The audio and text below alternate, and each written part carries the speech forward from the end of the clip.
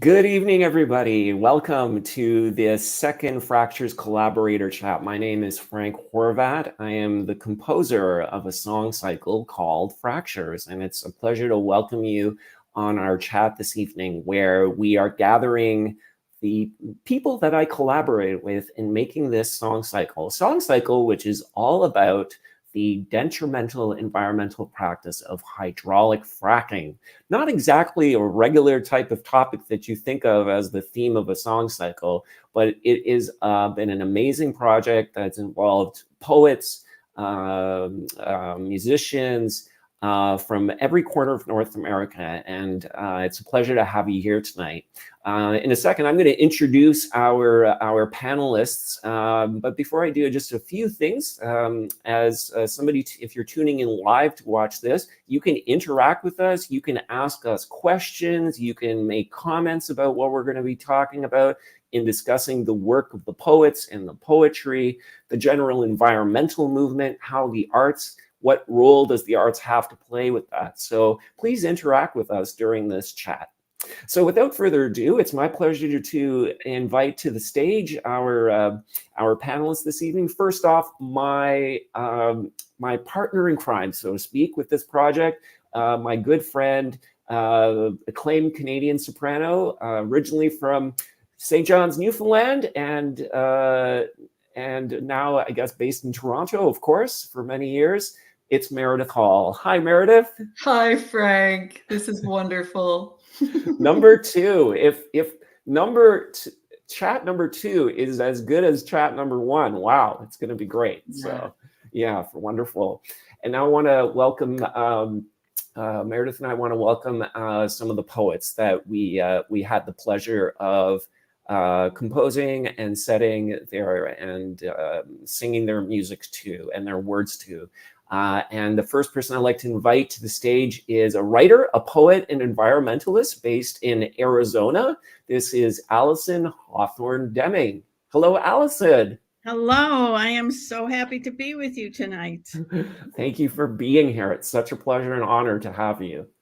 Our second panelist, or second writer that's joining us this evening is a poet, a writer, an editor, a faculty member of the University of Northern Iowa, based in Iowa. This is Rachel Morgan. Hi, Rachel. Hello, nice to see you. Thank you for being here. Thank you, Meredith. It's wonderful to be here. Wonderful, thanks. And finally, somebody that I met very, very early on, Meredith, even before I ever talked about this idea with you and I collaborating with, I already met Susan Truxell-Souter years ago when she came on board as one of the first poems I set for this project. I think, Susan, to be quite honest, you were the very first person. This is Susan Truxell-Souter. She's a poet based in West Virginia. Hi, Susan. Yep. Hi, from the center of the extractive industry. Hello. Yes, absolutely. So your poem obviously definitely has you're on the front line, so to speak, with fracking. So we're going to definitely talk a lot about that tonight. So just a reminder to everybody, like I said, anybody watching live, you can ask us questions, you can make comments. We'll be sharing some clips of the music interspersed within our conversation. But otherwise, this is just a fun conversation amongst fellow creatives. So it's a pleasure to have you all here with us tonight. So just a few things. The question, I guess, is just a general thought to our writer friends here. The album has been out for a few weeks. You've had a chance to listen to the music in general. Just in general, anybody want to chime in? What's your thoughts about hearing the album and going from poetry to music now?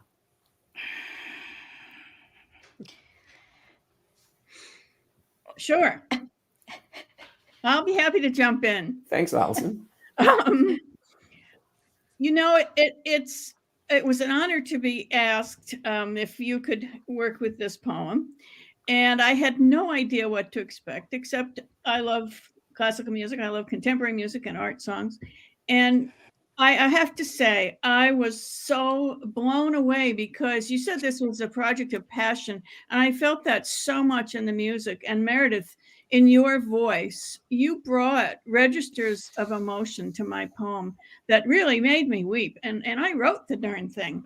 But when we're writing a poem, lots of times a lot of our emotion is kind of beneath the surface, and it's kind of pushing the poem out. But you embodied the passion and the emotion, and it really was astonishing to listen to. So I'm just filled with gratitude.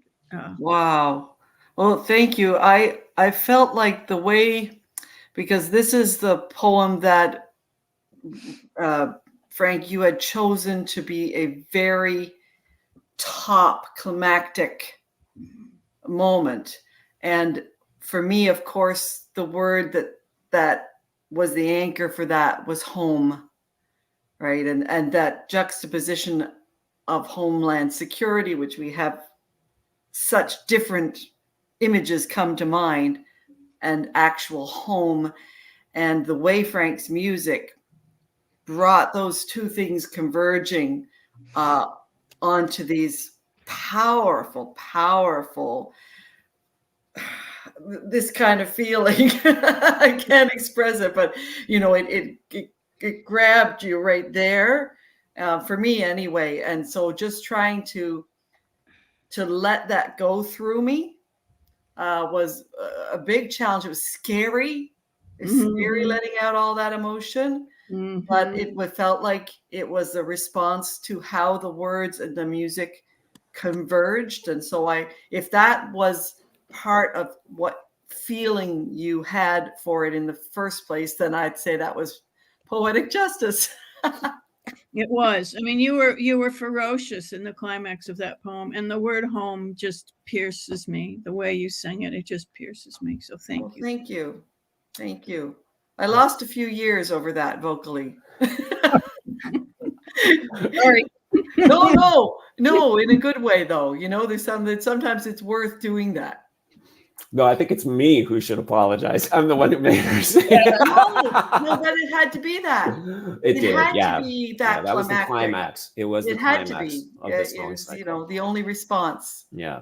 Anyway, we'll get more deeper into the poem Homeland Security in a sec. But first, let's hear just from Rachel first. Just general thoughts about the project.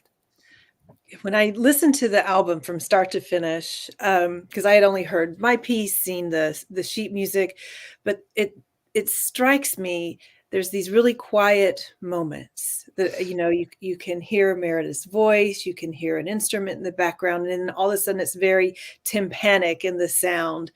And I think a lot about what it is to frack, right? To a loud, messy process. And so I'm amazed at the range that within a song and across the album that you can feel as you're listening to it. It comes across in the music, in the lyrics, and in Meredith's voice. But that was my big takeaway. And just on a small little note, I have the word lividity in my poem. And when Frank approached me with this project, I was like, okay, good luck, sitting this to music.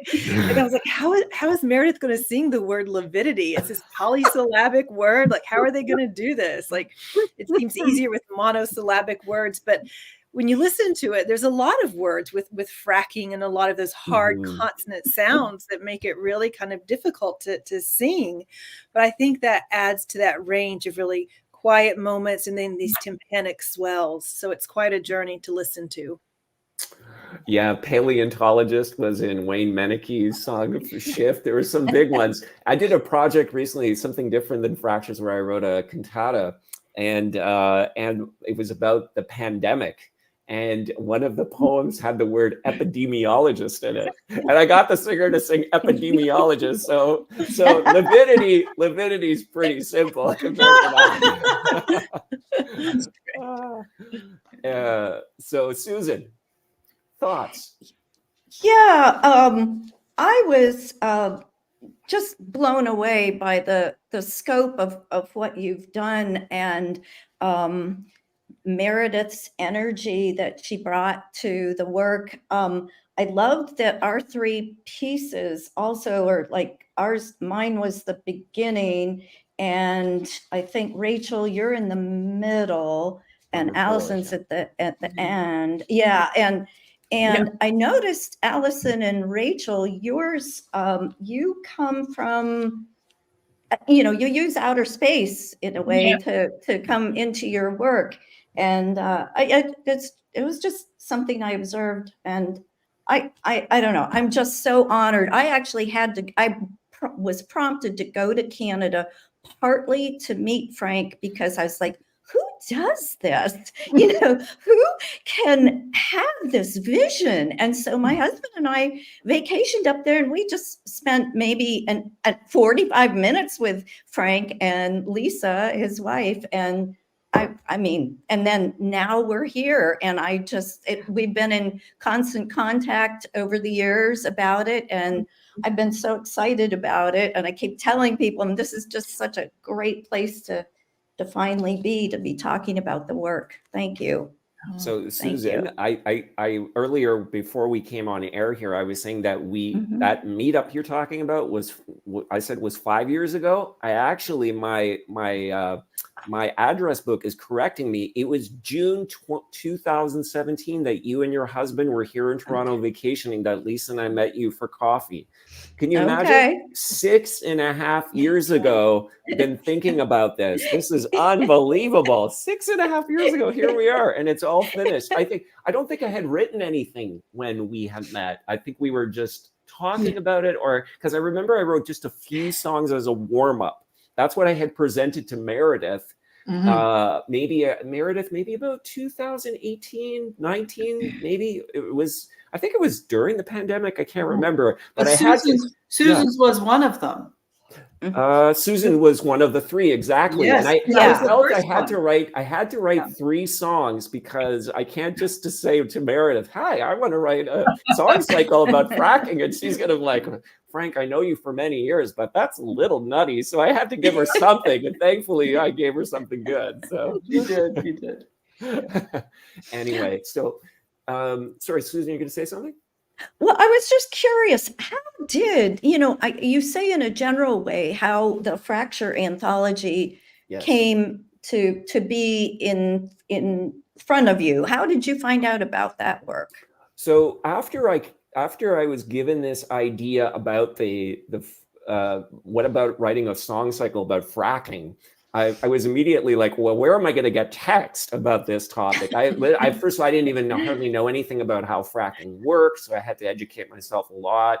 I had seen that documentary years ago, the famous, what was it called? The documentary where the person puts the tap on fire. Right. Oh, yeah. Oh, I can't remember the name either. It was Oscar nominated, and I watched that, and I was shocked by that, but it was always just a distant idea in my head. And then, so when I got this idea, I was like, where am I going to get text? Well, I did a Google search, and this is where I found this wonderful anthology, which Rachel, their office, Ice Cube Press, they are based in Iowa, are they not?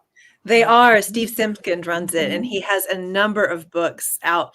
And if you're looking for another project, Frank, I am very interested in nitrates in water and runoff. And so he has another book out.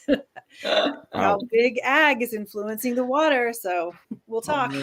Wow. That's well, I'm really happy to hear that writers are writing about these things, because, I mean, obviously climate change are understandably a huge thing in our world, but how we generate power is so huge too. So and that's the thing that attracted me to this subject. We talked about this a lot, right, Meredith, about fracking, is that everyone says, oh, well, fracking is good because it's, natural gas burns a lot cleaner, right? So it was sort of like, I felt like it was getting, I don't want to say getting away with it, but you know what I'm trying to say?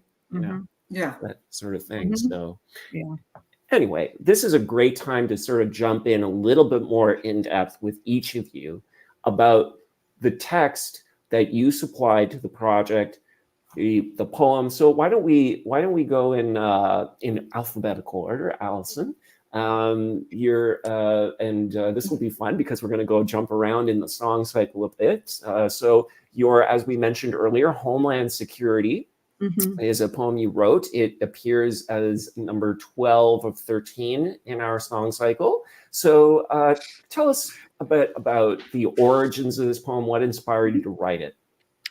Well, Taylor Brorby, the editor, inspired me to write it. And now I can't remember the details of which came first, but I think first I went up to North Dakota and he took me and a couple of other writers on a tour of the fracking lands and the towns that had been decimated and the just horrible living conditions in the fracking culture up there that had taken over these rural communities where Taylor had grown up. So it was an education to me, for sure. I already was concerned about fossil fuels, of course, but then I saw all the cultural ramifications of the industry and the lack of its care for the people that were, laboring to produce these horrible products for us. So when I settled down to write the poem, this idea of homeland security came to me because, of course, when we hear that in the U.S., we think of weaponization, right? We think about the fight against terrorism, and it's all about continuing to make ourselves more aggressive in a world of aggressions.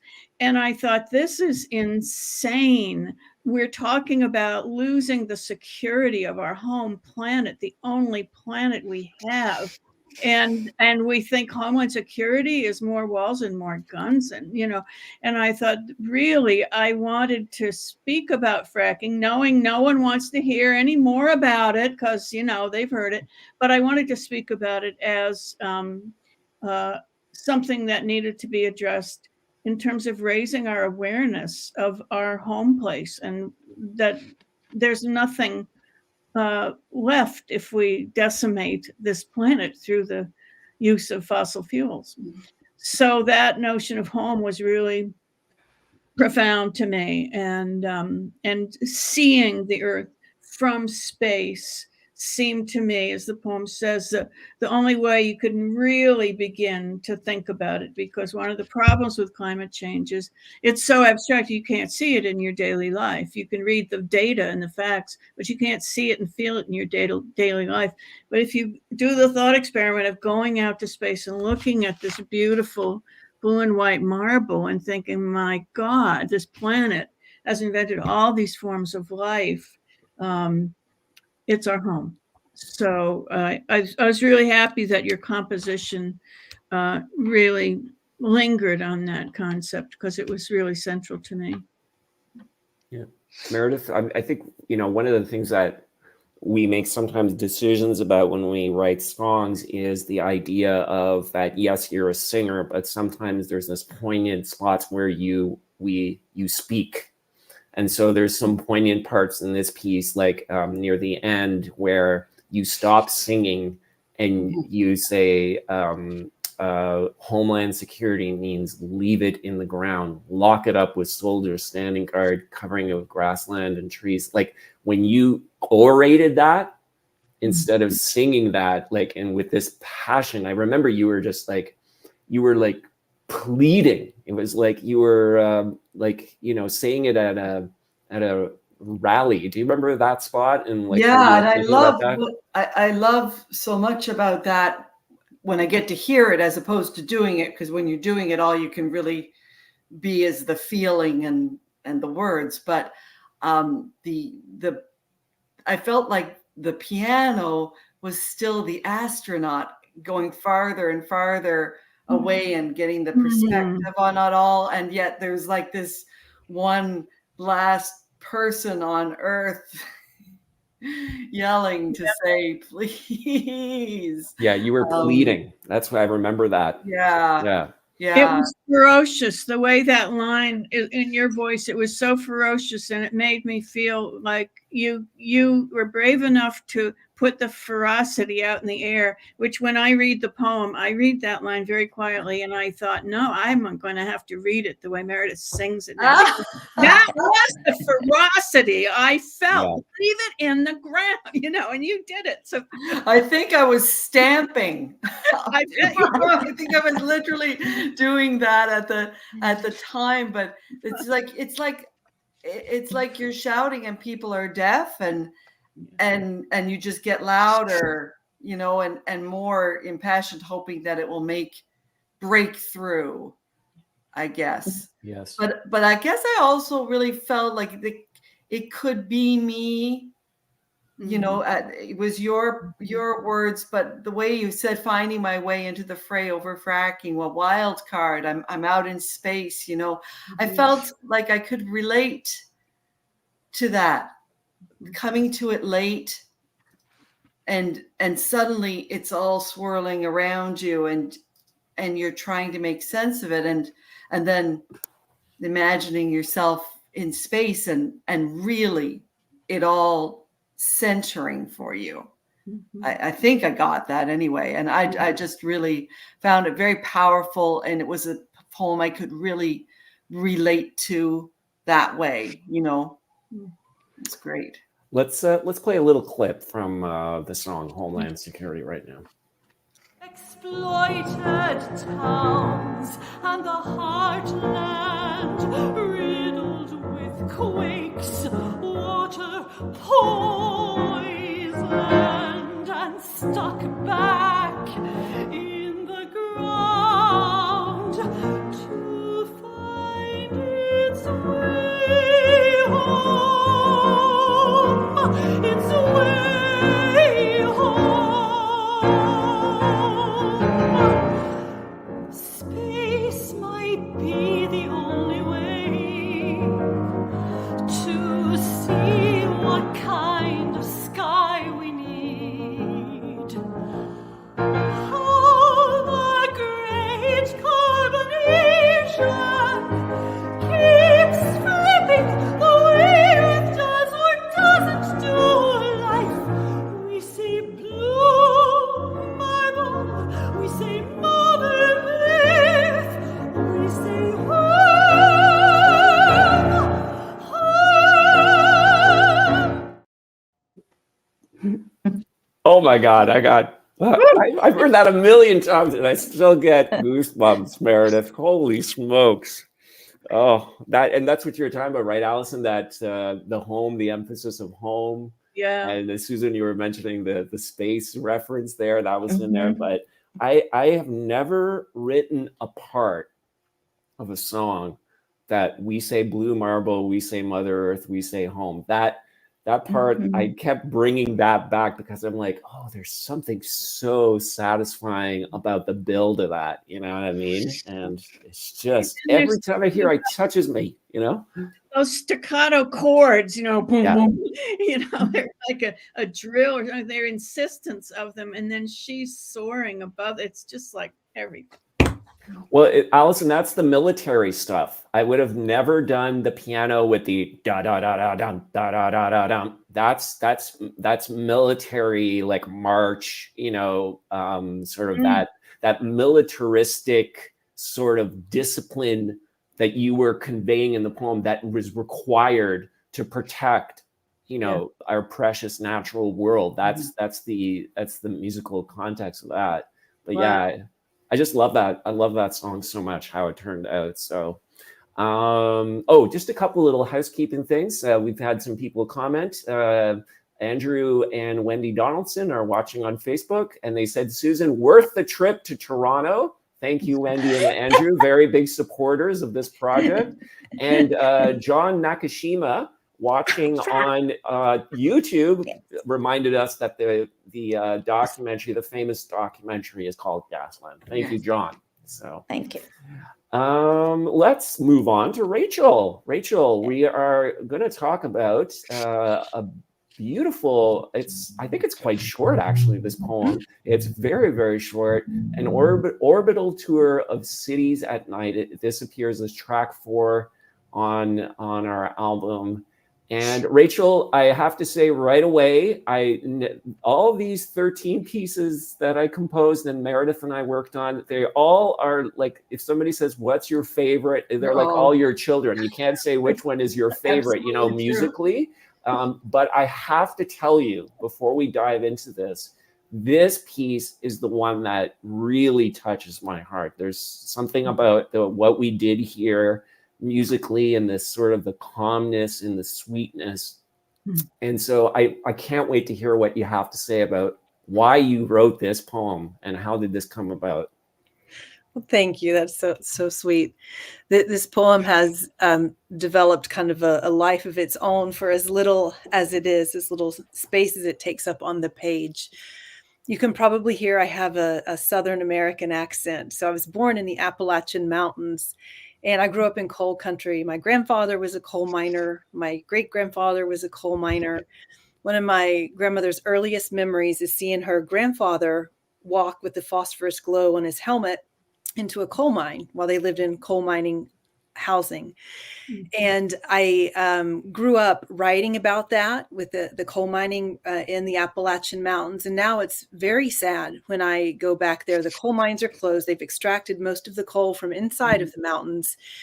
And now it's just mountaintop removal. And now a lot of things are happening with removing hardwood. So I had that sort of vein running through it. And then when I moved to Iowa, what is happening environmentally here, you know, now that I'm out of this region, that coal mining. And I was shocked. I moved here and I did my graduate studies here in 2000, but then when I moved to Cedar Falls, it was 2012 and fracking was just starting. And I remember hearing, I'm like, fracking, that's an odd word. What is that? And then I learned it was in the state just north of me, that Iowa farmers were losing their land and that they were experiencing earthquakes as far down as Oklahoma, probably because of fracking. And so I was doing some research and thinking about it. And one morning I was listening to NPR and I shared an image with Lisa. And I think, yeah, this is this image. And it was a short little piece, but this image just broke my heart. This is an image from NASA. And you can see that's the Bakken oil fields. And you can see it from outer space. And it's lit up there. But there's, you know, historically nothing. Except for grasslands and gorgeous prairie, but now it's this boom town that is full of fracking fields and all of the culture that goes to extract that. I mean, it's comparable to, you know, the big cities that you see on the eastern coast of the U.S. And that really, it was just that image that struck me. And then I was thinking, well, what else can we see, you know, at night, and how do we waste electricity and you know, waste our time, you know, reading email before bed and things that power electricity. And so that really was the through image of the poem, thinking about, well, this was once a place that was growing wheat and pretty biodiverse, and now it glows because they are not even bothering to capture the natural gas. They're just burning it off because it's cheaper and quicker than while they're extracting the oil. And it was really that image. And I will say, I think the poem, and on a personal note, I will add, the morning I wrote this, I was taking my son to the doctor later, and he was actually diagnosed with type 1 diabetes that day. He was 3 years old. He's 12 now.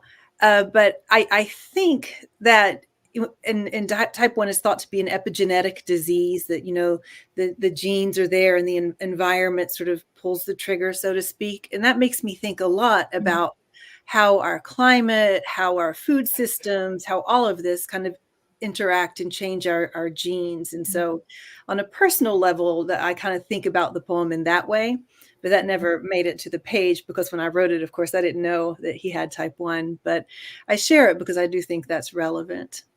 Yeah, sure. That's amazing. Yeah, Meredith, you know, it's interesting to hear Rachel's story about her son and somehow related. Is it related to this? And so, because there's a lot of the poems or the text we work with, you know, that touched you as a mom, you know what I mean? So, well, it did, because I had that feeling, of someone who's been up too much at night. So if you had a 3-year-old, Yes. I think that might have informed, especially Yes. if your 3-year-old wasn't well. Right. That Yes. vulnerability and poignancy that was in the poem, those were the things that I felt the most, that there was this enormous poignancy, even though you were describing things that I think maybe the reader might not fully get till the end of it, when it talks about, the wheat glowing and the fracking fields. Before that, it's just kind of a mesmerizing, I felt almost like a dream state, floating to visualize all these different kinds of light, which of course, light is beautiful. Mhm. Light is so beautiful, and we create it in all these ways. And if you don't know what you're looking at, you definitely don't, then you had the last line, which in the fracking fields, the burn off glows and the wheat glows, and that really sealed where the vulnerability and the poignancy was coming from. But it was so small and perfect, and reminded me so much, with the mention of the word sleep, of the smallest and most perfect aria from a Handel opera, which is "O sleep, why dost thou leave me?" And it's practically nothing. It's so stripped down, and the person's longing for sleep. And I just kind of felt there was like a slight insomniac or just overtired vein running through that. So as a young mom, I guess maybe that fed into it. Yeah, and I ended up, after he was diagnosed, he's 3, and you're up most, like they say, midnight 2, 4, and 6, checking blood sugars, until you get, so the lack of sleep continued well beyond having a toddler. Yeah. How's he doing now, Rachel? Wonderful, wonderful. I can't say enough about good medical technology. Yeah. It's amazing. Wonderful. Let's play a clip from An Orbital Tour of Cities at Night. Lividity of light tells what gas man burns to prolong the day. One lamp left on, so dark holes are not entered. An email fills the bedroom.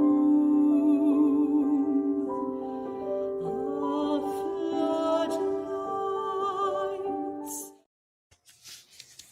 And we just missed it. If we kept it running, we would have heard the sleep. Oh, the beautiful, Meredith's beautiful holding of sleep there.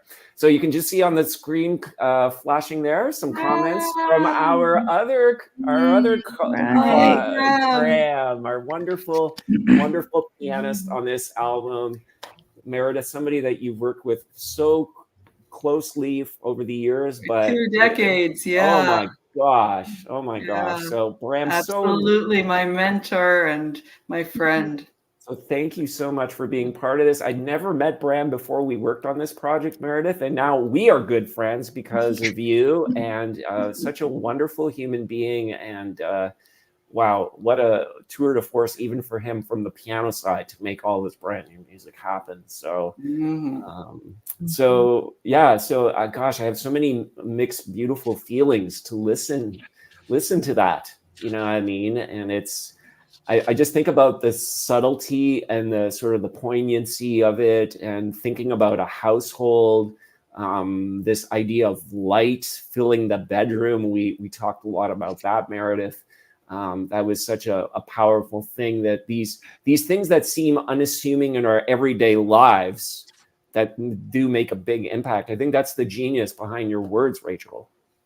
Oh, thank you. Thank Yeah. you. Yeah. And next up, let's talk about the very first song in the song cycle of Fractures. Where it all began. Yeah, absolutely. Literally, like it's so amazing that pretty sure that this Agland, and I'm trying to remember the other one I wrote. Earth Elegy. Earth Elegy. Thank you. Yes, by Stephanie Schultz. Those were the first three I wrote, but I think this was definitely the first. And Susan, is it safe to say that your poem is a little over the top? Would you take that as a compliment? Yeah. Hyperbolic is sort of, I think, the right word for it. I was watching the Academy Awards one night, and I just, it's grotesque and extreme, and I don't know why I was watching it. But in the meantime, fracking pressures, people are calling us, harassing us to sign. We never did. Anyway, and you also, I was hyperbolic in the state of living in the state of West Virginia. It's hyperbolic with the energy industry. What we do to our backyards, we have orange streams, and that's not from oil and gas. That's from acid mine drainage from coal, and coal is not done. And we're like Rachel said, we're blowing up mountains, and I just don't know when and now they're talking about bringing a hydrogen hub here, and you're just like, so fracking. So there I am watching the Academy Awards, and I feel all this pressure about fracking, and am I going to lose my farm? Are there going to be trucks driving in front of my house, maybe spilling into the yard, And so I just got on this. I just started writing down, what would it be like if West Virginia was given an Academy Award for being expendable? And this is before, that word was used. I guess it was Hillary Clinton. Maybe she used a deplorable. Oh, she used deplorable. But anyway, so I was trying to tie in coal and our history with coal, and like, okay, now here's a trailer, oily, I don't know the exact words, I don't have it memorized, but you could, and it has several voices too.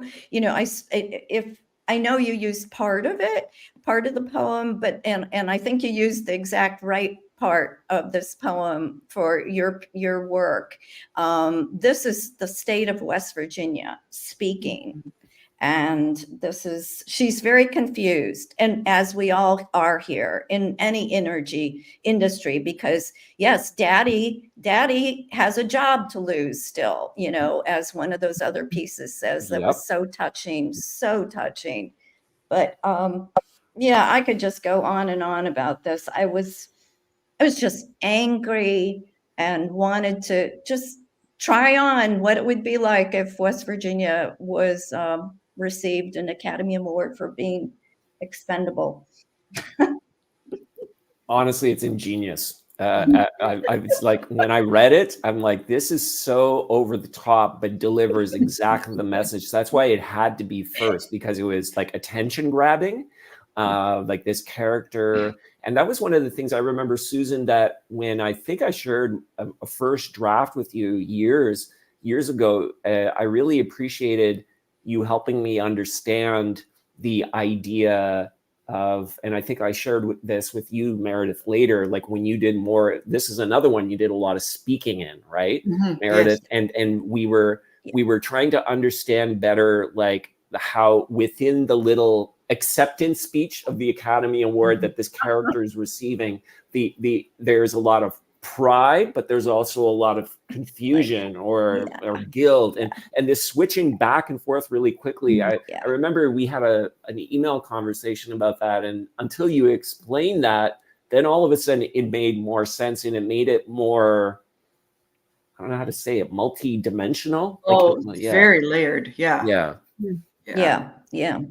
Yeah, I really appreciated that, Meredith, because what you did with your voice, and I could hear the confusion, and it's like there's pride, and we're getting this award, but we've just had a mining disaster, and and our water's being ruined, and but thanks to the neighbors, and so it's for selling out, and Yeah. so you got that. You got it so well.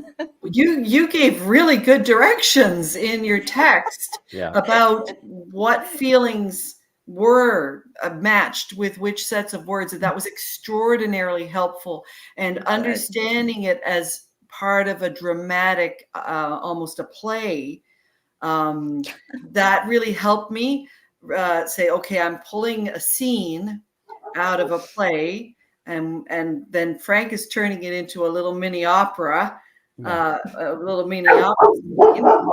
it was just so, it felt like it was like compressed drama, like really, and that the character was just barely holding it together from the outset, and at the same time, like feeling that their role was to be the Vanna White of the to be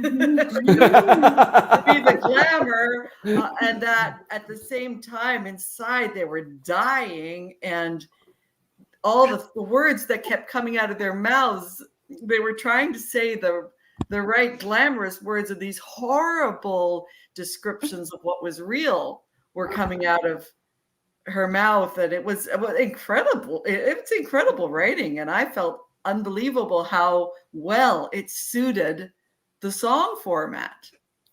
So, but Frank is a genius. He spots them. Well, the operatic essence that you brought to this, I thought was it just matched the hyperbole, it just matched that. Yeah. Meredith, can you touch upon something that you and I discussed a lot when we were within the creative process, the idea about, we normally think of a song cycle as being songs, you know what I mean? And they're organized in these things that tie them together thematically. But I think you and I in the creative process, we've always thought of this as being way more than just a song cycle. We've always thought of it as being very theatrical. And I love how Susan mentioned operatic. So maybe you want to touch upon that a bit? Well, in every one of your songs, I've been from the outset, even before we really got into bringing them alive vocally, I had these really amazingly strong visuals of characters and sensations. And so I guess that may be part of what you mean, Frank, and that I felt that. So also certain poems within the cycle called to other poems within the cycle, both thematically and from a feeling, just a perspective of feeling. So I felt, for example, that the Academy Awards of Expendable, the character there was very linked to the character in Earth Elegy, who, again, it just felt like somebody who was in a hotel room having shot up or something, and just so sick of themselves and so disappointed and so in deep denial, and it harkened back to the sort of that starlet cracking up in front of the whole crowd at the beginning, sort of the excesses. And then I felt actually that Rachel, your poem and Allison's poem called to each other, because they took us off planet and looking at the planet and floating above, kind of, in a way. So the final lines of your realization in the poem sort of led to, in a way, to the opening lines of Allison's "I've just found my way into this fray over fracking." And those weren't your exact words, but that was the idea. And that helped. That happened to me sort of through the process.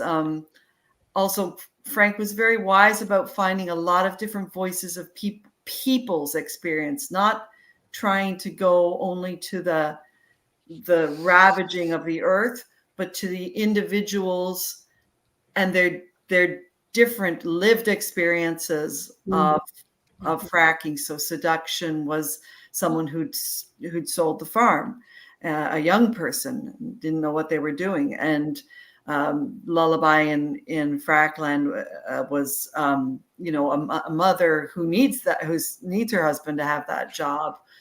So I really loved the fact that I could travel from person to person's body and kind of feel like I was still showing a different face of the situation. Is that kind of what you meant, Frank? Yeah, absolutely, Meredith. Yeah. And I think you really conveyed that well. I think we tried to, for most of the songs, especially yours, Susan, I think we tried to think of very defined characters that were actually sometimes complicated. Like, you know, like one character, like we talked about that last week with Wayne's, like, you know, Agland, you know, it was like the gentleman roughneck, you know, that character of somebody who you can be enamored by or think is cool, but also, you know, see that they're really hurting and that type of thing. So I love a lot of the characters we explore, and that's yours is sort of the same, Susan, in that spirit, like a little bit.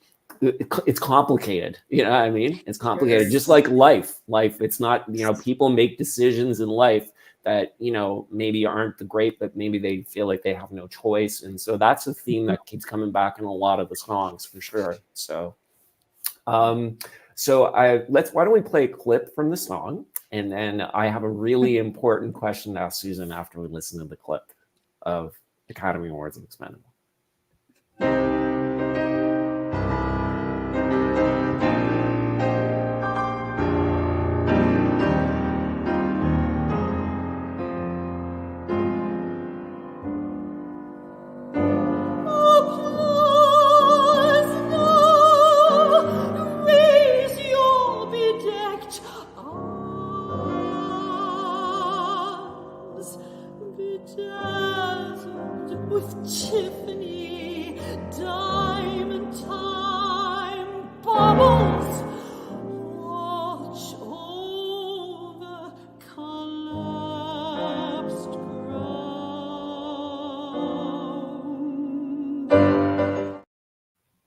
There we go. That's a clip.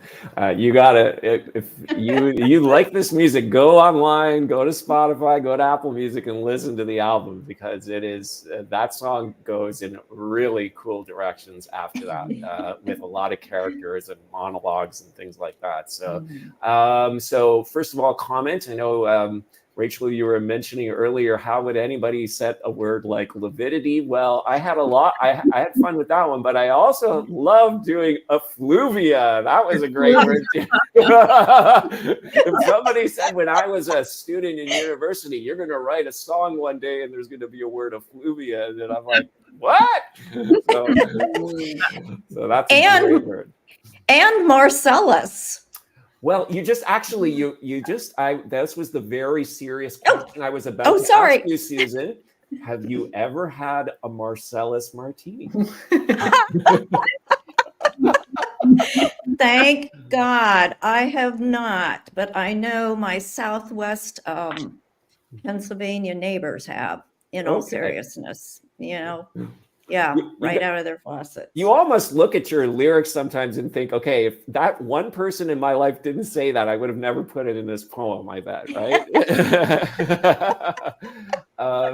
There's a quick comment coming on the thing. Thank you, Kathleen, for this wonderful comment who's watching on YouTube. So thank you for that. So we've got a few minutes left, and I thought this would be a good time maybe just to ask you all about your general thoughts about where we are at. You know what I mean? I was saying it last week to our previous chat that, you know, I wake up one day and think, you know, here's some good news, some technological advance, some new initiative, and you feel a little positive, and then some report comes out the next day saying we're emitting more carbon than we ever did, despite all these efforts. Like, so how do you all feel about where we're at and how do you sleep at night? It sounds, I didn't mean it to sound like that, but seriously, sometimes it's hard to believe, like, what is our future on this planet? I guess that's why I do all these projects on environmental things, because I feel like it's my way of coping almost. So anyway, who would like to chime in? Anybody just jump in, please. I can't say I'm going to share good thoughts. No, okay. But I have the privilege of working with college students, and they're always 18, 19, 20, 21 years old. And it seems that more and more climate is of concern to them. This is the thing that we're passing down. My own child, when he was very young, said, I worry about global warming. And I think that, what was it? We have 2023 was the hottest year on record. We think about the fire in Hawaii. We think about the wildfires in California. Here in Iowa, we experience drought and then extreme storms. And we see, we think global warming, it's just the temperature of the planet is rising, but it affects so many things like agriculture, housing, the way that we have are living here. And if I'm going to get this incorrect, but I think that what we were trying to reduce the temperature rise by 1 degree, and we aren't going to make it, and at one of the latest climate accords. So that part makes me feel pretty disheartened, and I want to turn the radio off. But then there are reports from scientists, and I can see some of my students' concern, and that I find to be hopeful. But I personally feel it can be very overwhelming to listen to climate-based news. We had Dave Archambault, the leader of the Standing Rock Nation from 2013 to 2017, come and speak at the University of Northern Iowa. And he said, when it comes to energy and oil, he said, it's really hard because we are all the same person. We're the hero, we're the victim, and we're the thief when we look at the oil industry. Because he said, we can protest, but then we go in and we turn our light switches on. And we continue to steal from the earth. And so it's hard that on one hand, we can protest, we can be an activist, but we're still so dependent on oil and fossil fuels. So it does feel that we're the hero, victim, and thief, like he said. Well, thank you for saying that, Rachel. That's really great perspectives. And of course, here's a comment from our Taylor Borby. Taylor. Yeah, so who is, correct me if I'm wrong, is the editor of Ice Cube Press. Is that correct? Taylor edited Fractures. And I should say, if you haven't checked out Taylor's Boys in Oil out from Picador, where he's growing up in North Dakota from a family depending on fossil fuels, and it's a narrative of him coming out and also growing up in the fracking land and being an activist against it. Boys in Oil, wonderful read. Oh, wow. That is absolutely amazing. We should definitely check that out as well. And let's just take out a huge extra shout out for Taylor, because if you think about it, if Taylor did not do the work that was done, we wouldn't be sitting here right now. I would have never learned about this anthology. Majority of the texts that used in the song cycle were sourced from the Fracture anthology. So Taylor, thank you for being here and for the work you're doing. Allison. Yes. Well, I try not to go on too long because I could go on forever on this one. But yes, it's dark and depressing, and the progress isn't fast enough, as we know. But there is progress. There's a lot of progress. And I think one of the things, Rachel, it hurts me to hear you say, that sort of punishing ourselves for being, living in the time in which we live. Number one, if it's at all feasible for you, you can get some solar panels for your house and you'll feel a lot better, which I have done. I live in a solar powered house now, and it's helped me a lot with my climate guilt. I do a lot of other evil things that I am part of the problem. I'm well aware of that, but that makes me feel better. And I think that one of the evil tactics of the oil and gas industry, which is, the big enemy, is to make us feel really guilty because we're not recycling enough or whatever. That, where the issue really is the impact of the fossil fuel industry, of industry and agriculture on a large scale. And so those large scale changes really need to happen. And anything that we can do that may help further that, whether it's simply voting or creating art that brings feelings to people so that there's something other than depressing data that enters their hearts, that's all to the good. And I just want to give you a story because I'm by nature optimistic and I have no reason to be really, but I am because that's my nature. The great poet W.S. Merwin came to Tucson some years ago, and everybody was getting more and more depressed when he talked about all the environmental devastation he had worked to forestall and had failed at forestalling. And he gave this great analogy, and I want to give it to you. He said, when you're in a lifeboat, it's not the time for your worst behavior. It's the time for your best behavior. And in that, he found hope. Well, that's beautiful. Beautiful. I love your optimism, Allison. I think we need more of that. And I completely agree with everything you said. We just live in these times where not just in the environmental movement, but all aspects of our society, people are trying to figure out how to divide. Right? If we divide, then we can control. And that idea of guilt, everything starts from the heart. Nothing has ever been solved.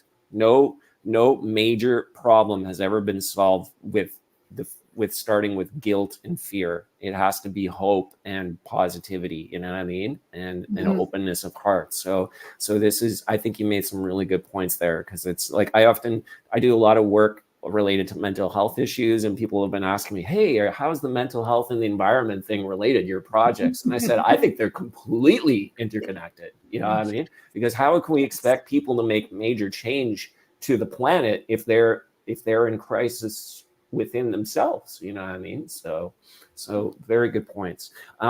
Angela Franklin has been leaving some great comments on YouTube. Thank you so much, Allison. Here's one of another comment that Angela is leaving about the situation of fracking in the city of Los Angeles. Can you imagine that? I'm in shock. Holy smokes. So Angela, thank you so much for sharing. Susan, you hold a really interesting thing because you've actually had big oil come knocking on your door. Yeah.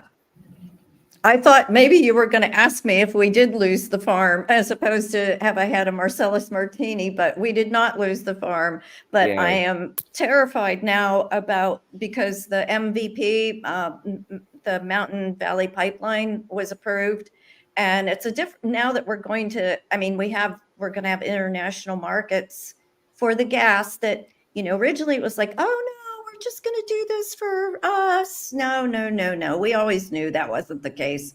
And so there's different kinds of gas, wet gas and dry gas. And we had the less profitable type at first. Well, now with these markets, international markets, it's going to become more economically feasible to get the other gas. So I don't know if we're going to lose our farm. I hope not, but I want to end on a positive note. Sorry. Well, I think for me, knowing you over the years and having conversations, the positive thing is that you're a fighter.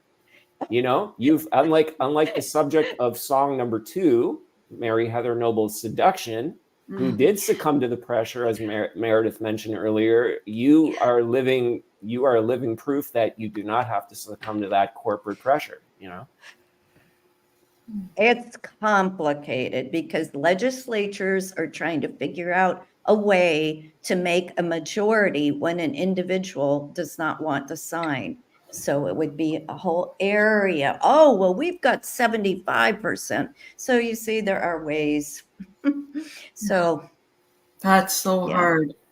Yeah. Because it's home. Yeah, it is home. It is home. And your words about home, Allison and Rachel, were just so moving. I was so honored, and Taylor, and for co-editing with Stephanie Trout on the Fracture anthology. That has been the highlight of my life, to be in the pages with you all. Thank you so much. And to meet Frank and Meredith and be collaborating, it's amazing. I'm really honored. Well, thanks, Susan. I was just thinking to myself, hearing all of you talk about your experiences and your advocacy, and the art you're creating and the activism you're doing. I just think to myself, it's so sad that we, as fellow artists, we needed to have this unfortunate thing bring us together. But the fact that we have actually was going to make us stronger to help hopefully solve it. And make the world better. So that's how I think of it. Meredith? King Solver says art is a bridge. And so maybe that's the positive note. Absolutely.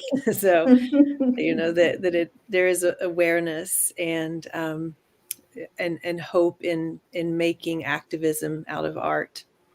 Yeah, no, I agree with you. I think I sometimes my creative bad self-esteem sometimes, the negative talk will creep in and say, why am I doing this? What's this all about?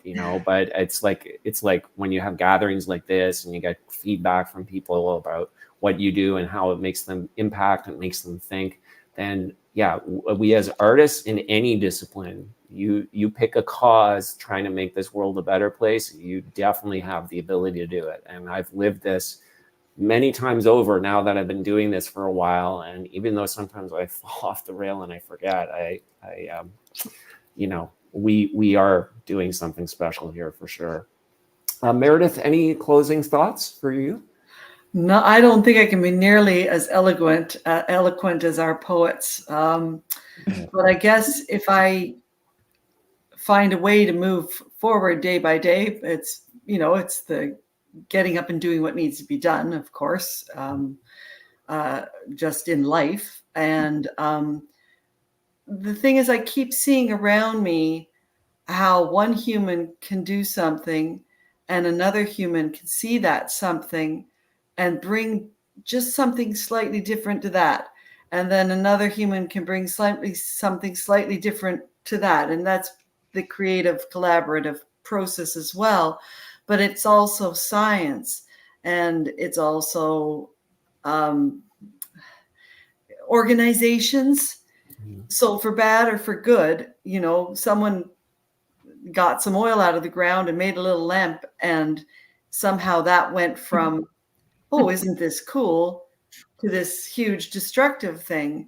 And yet someone has made AI that has kind of gotten away from them, and yet at the same time can be totally capable of possibly curing cancer within a few years. The things that have happened way more quickly or gone off in different directions than we expect. And so I guess my hope is that the sum of human ingenuity and tinkering can defeat the self-centered strongman approach to being in charge of elements of things. I'm not expressing this well, but it's pretty much my hope. There we go. Well, I get it, and it makes perfect sense to me. So on that note, I think that's maybe a great spot to wrap up for tonight. I just want to thank you all. Anybody watching on all the different platforms, Facebook, LinkedIn, YouTube, X, or Twitter. So thank you all for joining. This has been wonderful. I tend to create music sitting at my desk all by myself in my own little headspace. To have this gathering really touches my heart a lot, because I realize, wow, there's so many of us that came together from quite a bit of distance. Even Meredith and I, living in Toronto during the pandemic, we were on the phone all the time. We never saw each other putting all this together. So, we put this all together. So So thank you all for joining us. And for those of you watching, thank you for joining. And if you want, please give this album some love, tell people about it, write letters to your politicians, vote, support candidates that support a greener, more sustainable planet. That's all we can do right now to make this better. And hopefully our little collaboration will provide some inspiration. So thank you all. Thank you. Thank you so much. Thank you. Thank you so much. Thank you.